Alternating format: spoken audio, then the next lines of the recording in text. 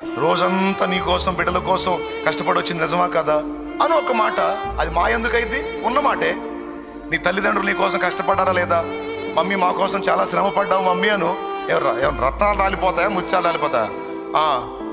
అందరు తల్లిదండ్రులు ఎట్లా చేస్తున్నారు, వీళ్ళు కూడా అంతే చేస్తున్నారు. ఎక్కువ ఏం చేశారేంటి? కన్నప్పుడు చేయొద్దా ఏంటి? ఏం తీసుకొని తన్నాలి వీళ్ళని? ఏం తీసుకొని తన్నాలండి వీళ్ళే? కన్నప్పుడు చేయరా ఏంటి? అది కాదు దేవుని బిడ్డల మాట. అమ్మా మా కోసం కష్టపడుతున్నావు, నానా మా కోసం చాలా కష్టపడుతున్నావు నాను.